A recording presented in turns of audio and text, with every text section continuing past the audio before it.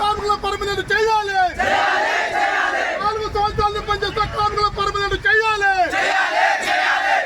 కార్మికుల పర్మనెంట్ 4 సంవత్సరాలు పనిచేస్తే కార్మికుల పర్మనెంట్ చేయాలి.